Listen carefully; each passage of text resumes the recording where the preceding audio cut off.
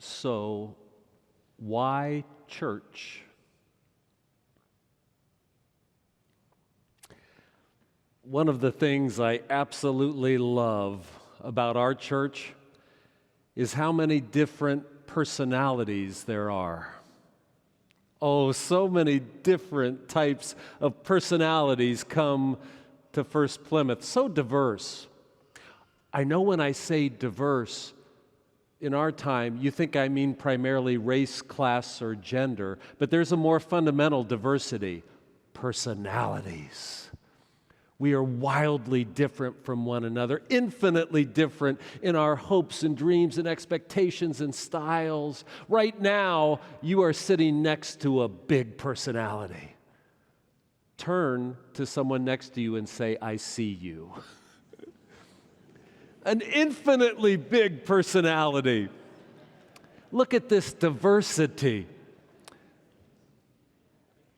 You know, there's one type of personality that comes to First-Plymouth that intrigues me. I love it. We have people that come here that are not into religion at all.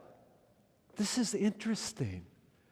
They're not sure if what they believe, or they're not even sure about the God concept. They're not naturally drawn to a bunch of ritual and liturgy and doctrines and teachings and tradition,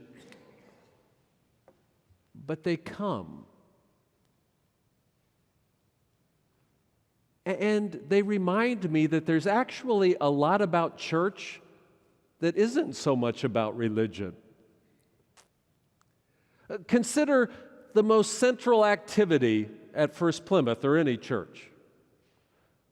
The most central activity for a church is being alongside those who are in distress or sick or suffering. The ancient church called this the care of souls. We call it pastoral care, but that's the main activity. You may not realize, but throughout the week, First-Plymouth is in the nursing homes and the hospitals, and we have 40 trained Stephen ministers to sit with people in distress, people who have lost their job or going through divorce or struggling with addiction. This is the most central activity of church. We have a whole congregational care team. Pastor KJ helps lead this constant outreach to those who are suffering.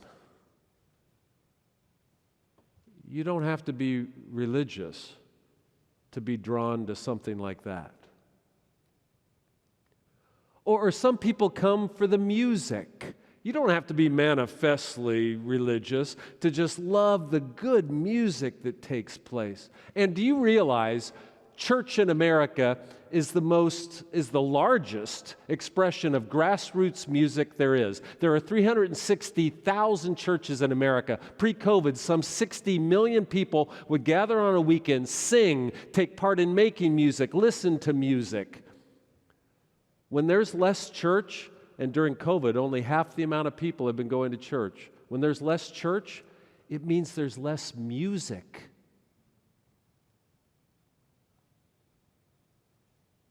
You wouldn't have to be religious to come here for the life of the mind or the intellection that takes place. You've seen all the classes that we provide across a myriad of topics. If you just enjoy courageous cognition, you would come to this place. You don't have to be manifestly religious to notice that churches in a basic way are about serving the wider community. And all the groups we have at First-Plymouth that mobilize to help make society more just and to build up God's inclusive kingdom. A few weeks ago, Juan Carlos gathered a team, and they went right down the street to the laundromat near Lincoln High School. They took over the laundromat for a whole Saturday, paid for everybody's laundry, helped them do their laundry if they needed. If you're barely making it through the week with your bills, to suddenly not have to spend the $30 down there at the laundromat, you don't have to be religious to want to be part of that type of reaching out. Well, there's lots of reasons to come here, even if you're not spiritual. I think that's awesome. I have noticed something can happen. If you hang out here long enough, it might begin to quicken inside a person some sense of spirit, or they get more curious about God, or if you hang out here long enough, you'll begin to notice just how alluring and beautiful Jesus Christ is. That type of compassion, that type of faith, sacrificial love.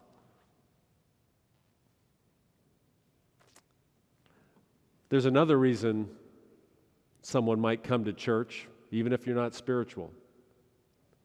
They realize that a church needs to be the moral conscience of a wider community. That there needs to be communities that aren't government, aren't schools, aren't businesses, some other type of community that is trying to hold fast to the most basic values, the good things, to be a light to our wider community. I never met my great-grandfather. He died long before I was born. But I've heard much about him. He was a jack of all trades in Coon Rapids, Iowa. But what he mostly did, this is around 1914, what he mostly did was harvest ice at the local river and then deliver it to homes in this wagon, horse-drawn wagon, to all the homes around Coon Rapids. Now, I've also heard it said that he was an intellectually inquisitive person. He would sit on his porch with a dictionary in his lap, just trying to learn a couple new words each day. Well, one day, as the local newspaper in Coon Rapids reported, my great-grandfather came driving up the main street in his ice wagon, and he had painted in huge letters on the side of the wagon the word altruism. And someone pulled him aside and said, "Lem, why did you write the word altruism on your ice wagon?" And he said, "Well, I've been studying all those isms, communism, socialism, and I've decided the best ism of them all is altruism." Altruism, the unselfish concern for the welfare of others.